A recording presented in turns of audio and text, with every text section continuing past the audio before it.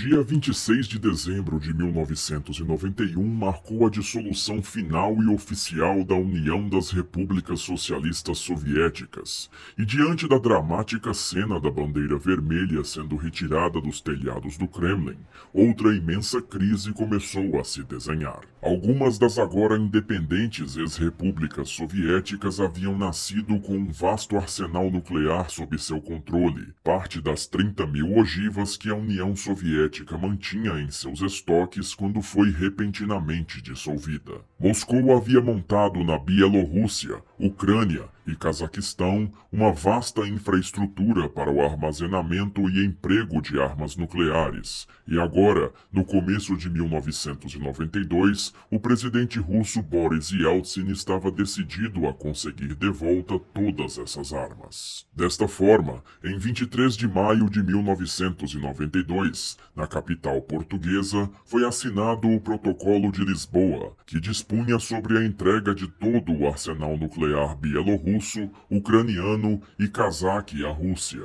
em troca de um compromisso de defesa desses países por Moscou. O Cazaquistão foi imediatamente cooperativo, mas a Bielorrússia e a Ucrânia relutaram em efetivar o tratado e entregar suas armas, somente o fazendo em dezembro de 1994, após muitas outras rodadas de negociação. Ao longo dos anos seguintes, a Rússia, mergulhada numa séria crise econômica, lutou para manter o legado tecnológico do seu imenso arsenal legado da União Soviética, ao mesmo tempo em que reduzia o número de ogivas ativas mediante acordos bilaterais com os Estados Unidos. Após Vladimir Putin chegar ao poder no país no ano 2000, a Rússia iniciou um esforço de modernização do seu arsenal nuclear, para adaptá-lo ao novo cenário do século XXI e abandonar de vez os antigos sistemas soviéticos, e desde que foi nomeado para a chefia do Ministério da Defesa em 2012, o general Sergei Shoigu vem supervisionando um rápido programa de atualizações de suas armas atômicas. Em dezembro de 2021, Shoigu revelou que 89% do arsenal nuclear estratégico de pronto emprego da Federação Russa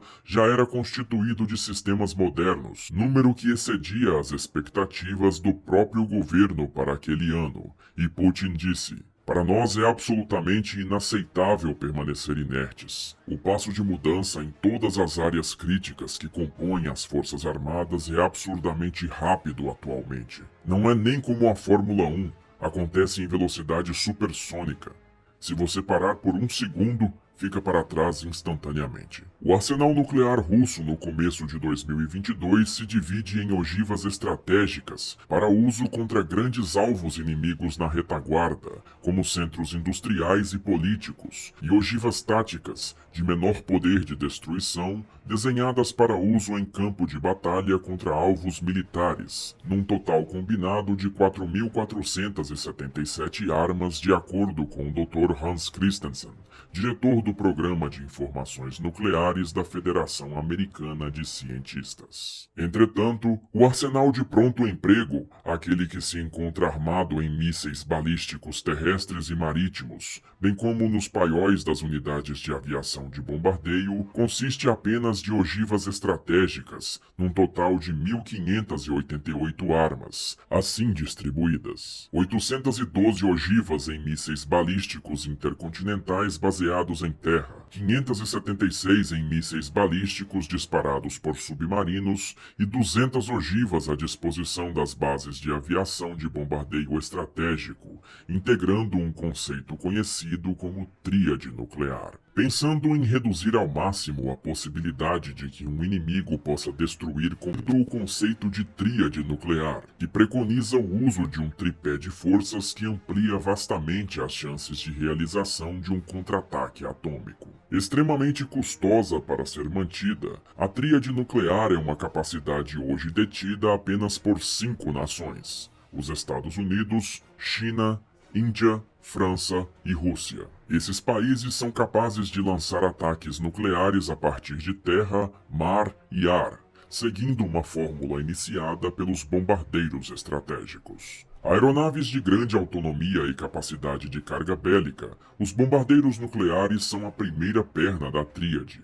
apresentando grande flexibilidade no emprego de seu armamento, podendo ser despachados e chamados de volta no último minuto, caso haja uma mudança de decisão. Para evitar que sejam eliminados num ataque surpresa inicial, os bombardeiros podem ser dispersados por aeródromos secundários e mesmo assim serem mantidos em estado de alerta. No entanto, por poderem carregar tanto bombas nucleares quanto convencionais, essas aeronaves podem, de forma inadvertida, escalar perigosamente um conflito, dado que o mero avistamento de um deles em voo pode levar o inimigo a concluir que se trata de um ataque nuclear iminente, potencialmente fazendo-o ativar suas próprias armas atômicas. A Rússia conta com 2 tipos de bombardeiro em seu arsenal de emprego estratégico de armas nucleares, e o primeiro deles é o Tupolev Tu-95, que recebeu da OTAN o codinome Bear. O Tupolev 95 é um projeto antigo,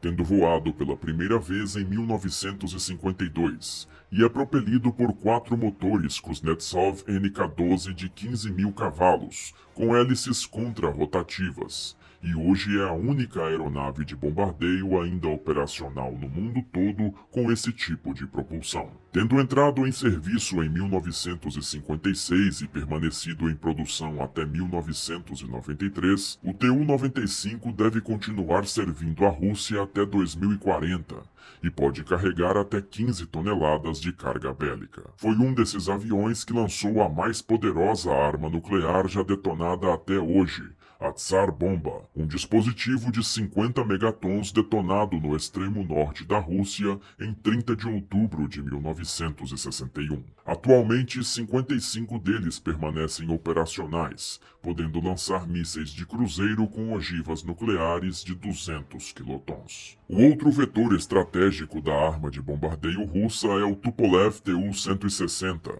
codinome Blackjack na OTAN. O último bombardeiro que entrou em serviço com a extinta União Soviética, o Tu-160 fez seu primeiro voo em 1981 e chegou aos esquadrões em 1987, tornando-se a mais rápida aeronave de bombardeio em operação no mundo, com seus 4 motores a jato Samara NK-321 que lhe conferem a velocidade máxima de 2.220 km/h, mais do que 2 vezes a velocidade do som. O Tu-160 possui asas com geometria variável e um alcance de 12.300 km, que pode ser facilmente ampliado com reabastecimento aéreo. Pode carregar até 45 toneladas de armamentos, na forma de mísseis com ogivas nucleares de até 300 quilotons de poder destrutivo, sendo que cerca de 13 exemplares estão hoje em operação. A segunda perna da tríade nuclear é composta pelos ICBMs, ou mísseis balísticos intercontinentais, que podem atingir alvos a extrema distância partindo de pontos de lançamento controlados no interior do país. Os mísseis balísticos representam a forma mais rápida de iniciar um ataque nuclear,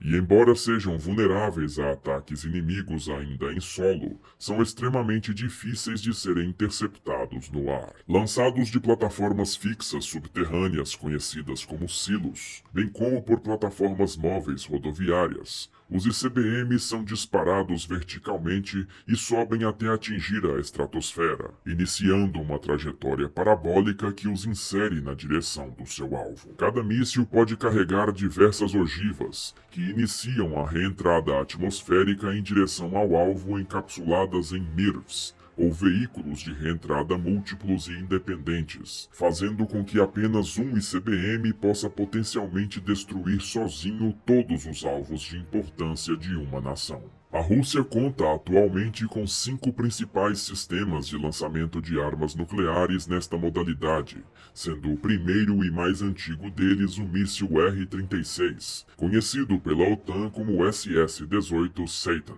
Desenvolvido pela antiga União Soviética em 1962, entrou em serviço em 1966 e na época deu aos soviéticos a vantagem temporária num primeiro ataque nuclear, visto que podia carregar até 10 ogivas, enquanto os mísseis americanos carregavam até 3. O R-36 é lançado a partir de silos, mede 32 metros de altura e tem um alcance máximo de 16.000 quilômetros, podendo ser armado com até 10 ogivas de 750 quilotons de poder destrutivo. Hoje, cerca de 40 mísseis desse tipo ainda permanecem em uso pela Rússia, mas sua aposentadoria está marcada para breve. O UR-100N é o segundo tipo de míssil balístico intercontinental lançado de silos operacional com as Forças Armadas Russas e tem o codinome OTAN SS-19 Stiletto. Fazendo seu primeiro voo de teste em 1973, entrou em operação 2 anos depois,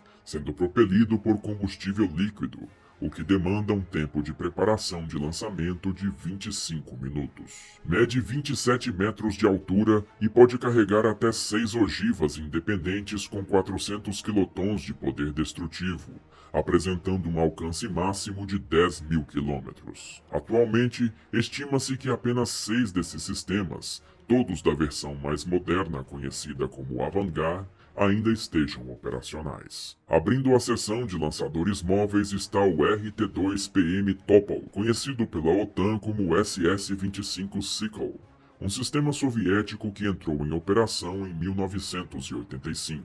Montado sobre um caminhão 14x12 MAZ-7917, o Topol tem em sua mobilidade o seu maior trunfo, pois pode esconder-se em locais ermos do interior do país e constantemente mudar de posição para enganar o reconhecimento adversário. O míssil tem um comprimento de 21,5 metros e um alcance operacional máximo de 11.000 quilômetros, sendo capaz de entregar uma única ogiva de 800 quilotons de poder destrutivo. Juntamente com sua versão mais moderna, Topol-M, atualmente a Rússia opera cerca de 87 desses sistemas. O RS-24 Yars, conhecido na OTAN como SS-27 Mod 2, foi desenvolvido secretamente pela Rússia no começo do século XXI e entrou em serviço em 2010. Seu projeto foi pesadamente baseado no modelo Topol-M, mas ao contrário do seu antecessor, o Yars possui a capacidade de lançar múltiplas ogivas. Com 23 metros de comprimento,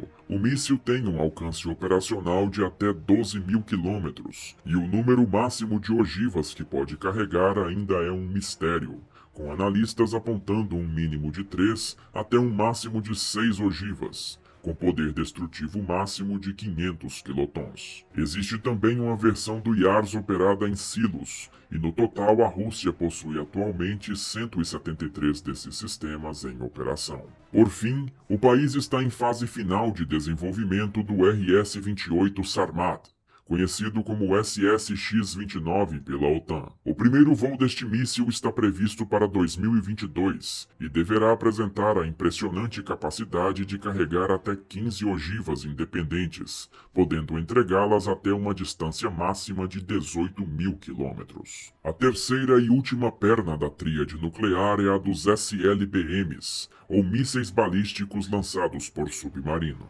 Potencialmente os mais caros e complexos de serem mantidos, esses mísseis são também os mais indetectáveis e, portanto, os que mais representam a intimidação nuclear. A posição de um submarino nuclear lançador de mísseis é extremamente complicada de se seguir, fazendo desta última perna a garantia final de uma reação ao uso de armas atômicas. A Rússia utiliza atualmente 2 sistemas SLBM, sendo o primeiro deles o RSM-54, que fez sua estreia operacional em 2007. Esses mísseis são operados a partir de submarinos nucleares da classe Delta IV, dos quais 7 foram construídos. O RSM-54 mede 14,8 metros de comprimento e pode alcançar um alvo a até 8.300 quilômetros de distância, levando uma combinação de 4 ogivas de 500 quilotons ou 10 ogivas menores de 100 quilotons de poder destrutivo. Atualmente a Marinha Russa opera até 80 desses sistemas. O segundo e mais moderno míssil intercontinental naval é o RSM-56 Bulava, que entrou em operação final em 2018 e é conhecido como SSN-32 pela OTAN. Desenvolvido para operar com a nova classe de submarinos nucleares balísticos Borei, até 16 Bulavas podem ser carregados por cada um dos 5 submarinos desta classe atualmente em uso pelo país. Medindo 12 metros de comprimento,